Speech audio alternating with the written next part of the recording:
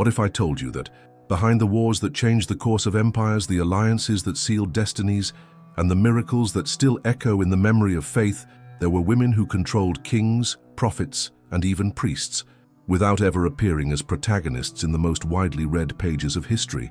Women who, with a look, a calculated gesture, or a word whispered at the right time, silently moved the scales of power. Stories that weren't erased by chance, but shaped so that their brilliance was hidden between the lines. What you're about to discover now may surprise you, and perhaps even change the way you read the Bible. The Bible is a book of kings, battles, and sacred laws. But what about behind the scenes? The silent corridors of palaces, the closed tents where deals were forged, the alcoves where politics and desire collided. Have you ever stopped to think about how many decisions were made there, far from the gaze of official history?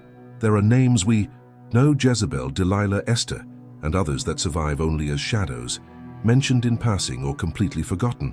But all of them, each in their own way, wielded a kind of power that didn't depend on thrones or crowns, the power to influence.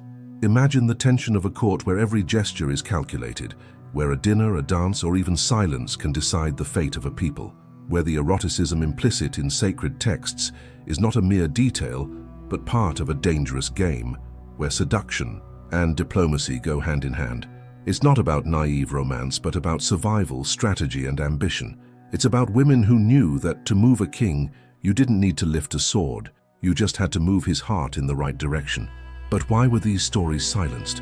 Was it to protect the image of the male figures they officially commanded, or to hide the fact that often the true force behind grand decisions came from a woman no one dared challenge? Stay with me until the end, because as we open these pages, you'll realize that nothing in the sacred text is there by chance. Neither what was said, nor what was omitted. These women moved between two worlds: the visible, where they were queens, concubines, or wives of leaders, and the invisible, where they became strategists, manipulators, and advisors. Some used sensuality as a weapon, others faith, and many combined both to maintain control in a male-dominated universe. Each of them understood the game and knew that in ancient politics, victory was not always measured by conquered territory, but by influence gained over the minds of those who ruled. What few realize is that these stories still carry enormous symbolic and spiritual weight. Jezebel, for example, was not just a biblical villain, but a woman who shook the religious structures of her time. Delilah was not just the woman who betrayed Samson, but someone who understood exactly where an unbreakable man's weakness lay. Esther, in turn, was much more than a beautiful young woman chosen to be queen. She was a strategist who used every resource she had to save her people. And that's just the surface. Now think with me. How many of these narratives have you read without realizing the web of manipulation, desire, and power hidden between the lines? How many times was the word sin used to cover up the word strategy? How many times was seduction portrayed as weakness, when in fact it was these women's sharpest weapon? What you're about to hear isn't a moralistic tale, but a dive into the forbidden backstage of sacred history. We'll pierce the veil that separates what was told from what was lived, to understand how these 7 women shaped the destiny of kings, kingdoms, and even faith itself. And as we begin to talk about them one by one, you'll realize it's no exaggeration to say they ruled the roost behind the scenes. Now, I want us to go even deeper into this first story. Before we cross this first threshold and reveal the face of the woman who will inaugurate our list, I need to tell you something important. These kinds of stories, those hidden between the lines of the Bible, filled with mystery, power, and contradiction, only reach more people when you join in on this journey. It's not just about watching, it's about creating a space where these forgotten voices can be heard again. If what you've heard so far has awakened any memories, provoked reflection, or even raised a question, leave your thoughts in the comments below. Your insight may open new perspectives and, who knows, help others see these texts in a completely different way. And if this deep dive resonates with you, if it's the kind of content that sparks curiosity and captures attention because it goes beyond what's being said from the pulpit, enjoy the video. It's a simple gesture, but one that greatly strengthens this work. YouTube understands that this message deserves to reach more people, including those who've never heard these stories this way. And of course, if you want to continue exploring these hidden truths, if you want to walk with me through the dark corridors of sacred history, subscribe to the channel. This is how we keep this thread alive and ensure that, with each new video, you have a front row seat to hear what has been silenced for centuries. Let's move on, because the first of these 7 women is about to show that power often speaks softly but echoes for much longer. In ancient times, women's position was like a two-sided coin. In daylight, in civilizations like Babylon, Egypt, Israel, and Persia, they were often seen as an adornment of the home, a symbol of fertility, or a bargaining chip in political alliances. But when the sun set and the doors closed, reality transformed. In silent halls and chambers scented with rare oils, they were the invisible weavers of great decisions. The Bible, in its official narrative, often places women in limited roles: mother, wife, servant. But the story behind the story reveals something much more complex. In certain contexts, they were diplomats of body and mind, capable of reversing treaties, calming wars, or provoking rebellions, not with swords, but with whispers and calculated glances.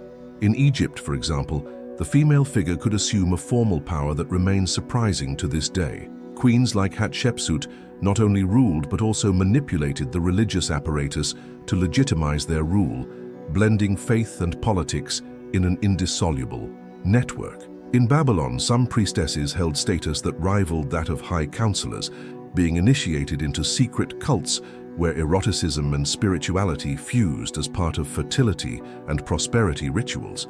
It wasn't just religion, it was control over the collective mind, shaping the beliefs and decisions of an entire people.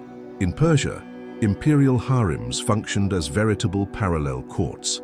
Inside, away from the public eye, alliances were formed between concubines and official wives. It was not uncommon for a gesture of approval or a small gift to the sovereign, made at the right time, to determine who would be favored in negotiations involving territories, taxes, or military treaties. These environments were at once gilded prisons and arenas of silent dispute, where every smile could be both an invitation and a trap. In Israel, despite strict religious laws that defined women's roles, untold stories reveal women acting as informal advisors and direct influencers of leaders. Some were valued for their wisdom, others for their beauty, but all shared the same skill: reading human intentions as one might read the lines of a prophecy.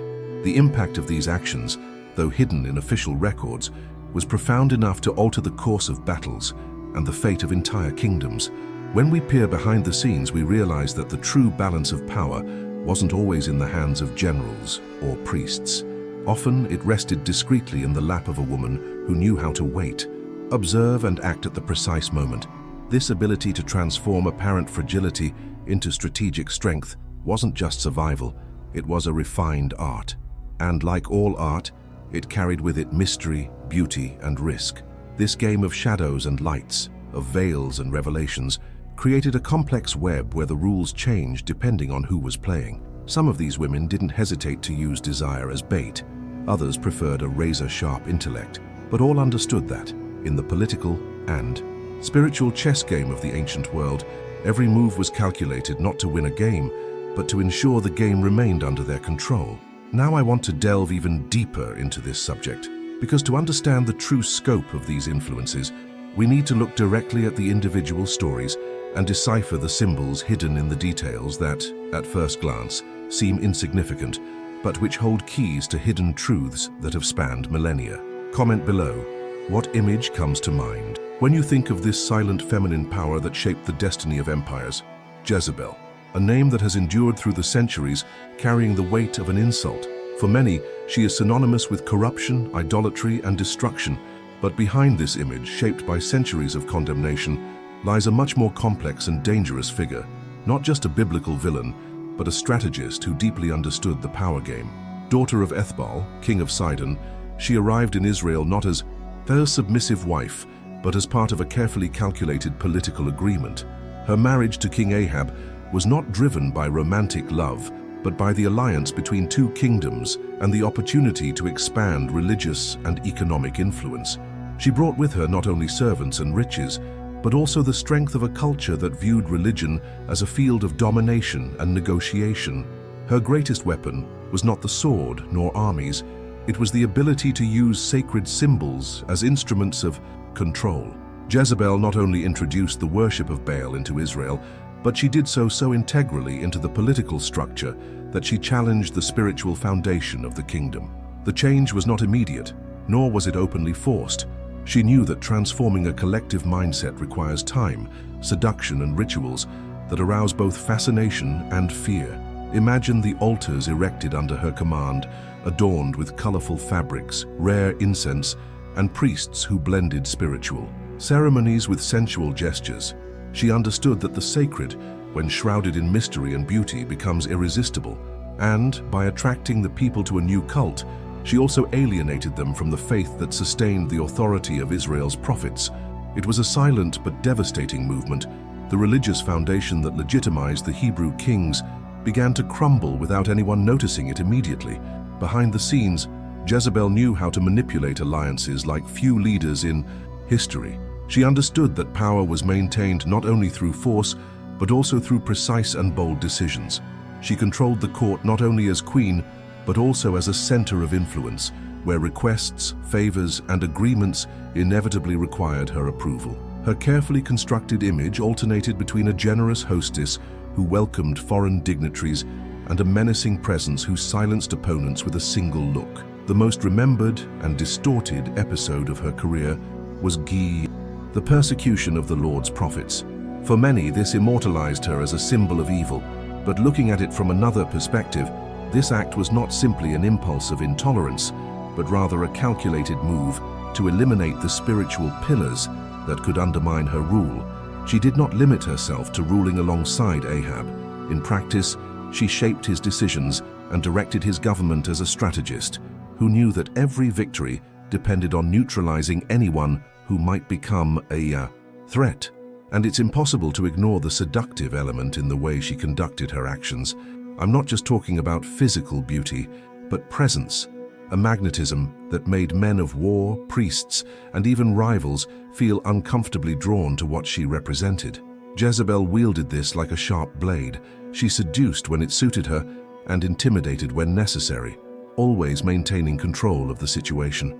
Over the centuries, her story has been reduced to a convenient caricature to reinforce the stereotype of the dangerous woman. But the hidden truth is that Jezebel was one of the most calculating and adaptable minds of her time, someone who understood the power of transforming beliefs to transform the kingdom itself. This combination of reshaped faith, political manipulation, and psychological mastery created a legacy that has survived long after her brutal death. Now, I want to go even deeper into this subject, because understanding Jezebel is also understanding how spiritual power and political power can be so intimately intertwined that they become practically impossible to separate. If you had to define Jezebel in one word, what would it be? Delilah has always been remembered as the woman who betrayed Samson, but this simplified version only serves to reinforce the image of a dangerous and purposeless seductress. The truth is, when we delve deeper into the story, we realize she was much more than that. Delilah wasn't driven by romantic impulse, but by a calculated strategy embedded in a political and military context that demanded precision and composure. Samson, the man whose physical strength defied entire armies, could not be defeated in open battle. The only way to defeat him was with his mind, not his muscles. And this is where Delilah enters as a key piece in a carefully crafted game. The meeting between the two was no mere coincidence. The Philistine rulers knew Samson had a weakness, vulnerability to beauty and affection. Delilah didn't need to wield weapons, but she learned to wield an even more lethal tool, intimacy. The biblical text reveals the implicit eroticism of this relationship, where every touch, every whispered word, functioned as part of a slow, engaging interrogation. She didn't ask directly, but created an environment in which his guard gradually lowered until the fatal confession became inevitable. Delilah knew exactly how to modulate her behavior. Sometimes she would appear offended, creating a climate of emotional tension. Sometimes she would assume a role of surrender and vulnerability, reinforcing the bond and making Samson believe her trust was absolute. It was this cycle of attraction and withdrawal that broke down the defenses of the strongest man in Israel. It wasn't love, but an intense psychological game, where every gesture had a purpose and every look hid an intention. When she finally learned the secret, that his strength came from the Nazirite vow symbolized by his uncut hair, Delilah didn't hesitate. Cutting Samson's hair wasn't just the execution of a plan, it was a ritual laden with meaning. In doing so, she not only eliminated the enemy's physical strength, but also dismantled his identity, severing the spiritual connection that defined him. It was more than a military victory. It was a carefully orchestrated humiliation, a blow that echoed far beyond the battlefield. Delilah's image, therefore, doesn't fit the label of a mere traitor. She was responsible for one of the greatest strategic defeats recorded in sacred texts, a woman who understood the dynamics between desire and power like few others. Her actions reveal something disturbing. War is not always won by those who wield the sharpest sword, but by those who can make the other lower their own. And in this regard, Delilah proved herself a master. This story exposes a disturbing side of human alliances, how intimacy can be weaponized, and how decisions that seem personal are ultimately motivated by much larger interests. By understanding Delilah, we also understand how emotional power can be as devastating as any army. Now I want to go even deeper into this subject, because by exploring the layers of this narrative, we will realize that the most dangerous battlefield is not always physical, but rather the secret territory of the heart and mind. What if a man's strength could be stolen with a whisper? Comment below. What other biblical story do you think hides a strategy as sharp as Delilah's? Esther is often remembered as the beautiful young woman who won the heart of a king, and in doing so saved her people. But reducing her story to a romantic tale is like stripping the core of a rare jewel and leaving only its surface shine. What truly made her memorable was not just the beauty that enchanted Ahasuerus, but her ability to transform a vulnerable position into a platform of power and influence. In a Persian empire where the court was a labyrinth of intrigue, Esther learned to navigate with calculated steps, knowing that any false move could mean the end, not just for her, but for all her people. From the moment she was brought to the palace, she understood she was on a different battlefield, one where seduction and diplomacy intertwined. Every choice, from the tone of her voice to the way she walked through the silent corridors, was part of a larger strategy. She took her time making requests of the king, knowing that a hasty favor could be refused and weaken her position. Esther cultivated her timing like a general who waits for the perfect tide before striking. When the threat against the Jews was declared, her decision to intervene was not a blind leap of courage, but a high-stakes diplomatic operation. She prepared banquets, not as simple acts of hospitality, but as subtle traps of persuasion. She invited the king and her people's enemy, Haman, to the same table, creating a space where tensions and hidden truths would mingle under the weight of wine and calculated gaze. It was in this terrain of luxury and apparent lightness that Esther planted the seeds of the revelation that would change everything. Her beauty was a tool, yes, but not in the shallow sense often propagated. She used it like the cover of a book, drawing attention so that the content, her intelligence, her timing, her precise reading of emotions, could act without being immediately noticed.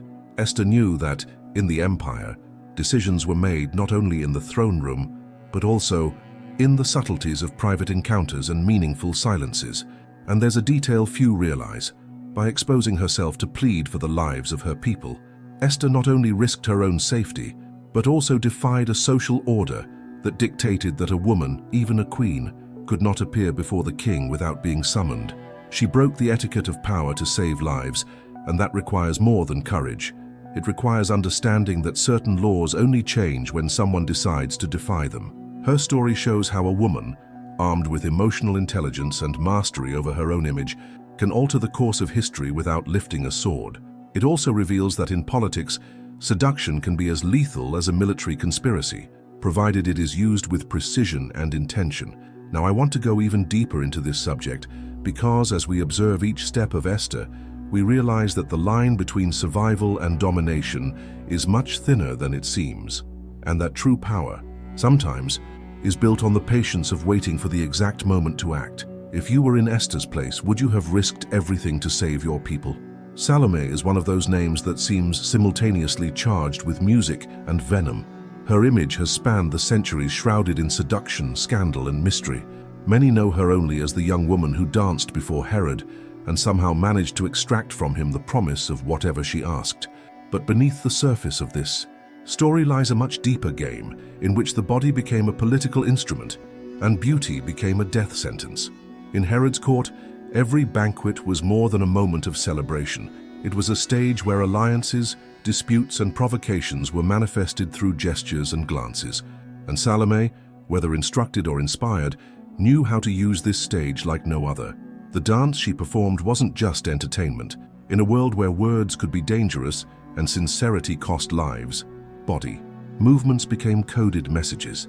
Salome knew she was before a man whose vanity and desire could be inflamed by the public display of something that, under normal circumstances, would remain veiled. Every step, every turn, every sustained glance wasn't improvised. It was choreography calculated to capture attention and create tension that grew with each passing second. The request that would come next, John the Baptist's head, was not an impulsive decision. The dance was the hook. The prize was influence. Behind her stood the even more experienced figure of Herodias, her mother, who harbored a deep grudge against John for condemning her marriage to Herod. Salome became the perfect channel to transform this resentment into action. She didn't raise a sword, she didn't raise her voice, but by the end of the dance, she held in her hands the power to seal the fate of a man whose voice echoed like a threat to the court. The symbolism of this episode is disturbing. The female body, often seen merely as an object of contemplation, was here a precision weapon, capable of provoking an irreversible decision. It demonstrates how, in certain circumstances, power need not be manifested through brute force, but through absolute control over the attention and desire of others. Looking at Salome, it's impossible not to think of how many moments in history were decided not on battlefields, but in torchlit halls, amid music, wine, and whispers. She's an uncomfortable reminder that control can be achieved through a look, through rhythm, through the silence that precedes the delivery of a deadly request. And there's another curious point. Her image was shaped and transformed over the centuries by art, literature, and theater, always emphasizing eroticism and cruelty. This created an extra layer of mystery surrounding who she really was. Was she fully aware of the gravity of what she was asking? Or was she simply a young woman molded to serve the interests of her mother and the court? Truth is lost behind the scenes, but the impact of her dance and her request is undeniable. Now I want to delve even deeper into this subject, because understanding Salome is also about delving into how desire, politics, and revenge intertwine to create decisions that resonate far beyond the moment they are made. Potiphar's wife appears in Scripture as a figure shrouded in desire, frustration, and power. Her encounter with Joseph was not a simple episode of forbidden attraction, but a moment charged with social and symbolic tension. She was not just the wife of a high-ranking Egyptian official, she was part of an elite group surrounded by luxury, servants, and rigid protocols. In this environment, where every gesture was shaped by rules and hierarchies, approaching Joseph was an act that challenged both morality and the power structure that sustained her position. Joseph, a foreigner and a servant, was someone who, in the eyes of many, should have been invisible in the intimate affairs of the household. However, his presence stood out not only for his physical beauty, but also for his poise and integrity, which contrasted with the frivolity common in the courts. For Potiphar's wife, he represented more than just an object of desire. He was a challenge. Seducing him didn't just mean satisfying a momentary desire, but asserting dominance over a man who, despite his social inferiority, possessed an inner strength she could not control. Joseph's refusal not only wounded her pride, but also destabilized the silent game she believed she was playing. Accustomed to having her whims met, she encountered someone who resisted, and that resistance exposed her painfully. It was then that desire turned to fury, and seduction gave way to accusation. The moment she cried out, reversing the roles and portraying herself as the victim, she not only ruined Joseph's reputation, but also set in motion a chain of events that would lead to his imprisonment, and ironically, to the throne. What makes this story even more intriguing is the realization that, in her attempt to destroy Joseph, Potiphar's wife ended up being an unwitting instrument of his rise. The imprisonment that was supposed to erase him from the Egyptian scene ended up being the turning point that placed him before Pharaoh. It's as if behind the scenes, her actions were part of a larger puzzle, the pieces moving to fulfill a destiny she couldn't foresee. Her figure also raises questions about the power certain women held in this context. indirect power but still lethal. They didn't wield weapons, they didn't command armies, but they could, with a word, decide a man's fate. This kind of influence, invisible to official records, shows that behind the facade of the patriarchal order, there were cracks through which desire, frustration, and strategy infiltrated, changing the course of history. Now, I want to go even deeper into this subject, because understanding Potiphar's wife is also understanding how the combination of attraction, wounded pride, and social authority can transform into a force capable of altering not only the life of an individual, but the destiny of an entire nation. Comment below. Do you believe that Jose's refusal was a purely moral act, or also a survival move given the risk he was running? Solomon's harem is one of the most enigmatic chapters in the biblical narrative, shrouded in grandiose numbers and insinuations that blend luxury, power, and temptation. 700 wives and 300 concubines are mentioned, but to reduce them to mere statistics ignores their true role. Each of these women represented more than beauty. They were a political link, diplomatic currency, and often a bridge to other gods and cultures. Solomon didn't choose them simply for personal allure. Receiving them was part of a carefully calculated game of alliances that united kingdoms, secured treaties, and maintained peace, at least on the surface. Each marriage or the arrival of a new concubine in the palace was, in practice, a negotiation. A foreign princess meant the promise of favorable trade, military support, or the end of a territorial dispute. But with her also came customs, sacred symbols, and religious practices that, little by little, infiltrated the heart of Israel.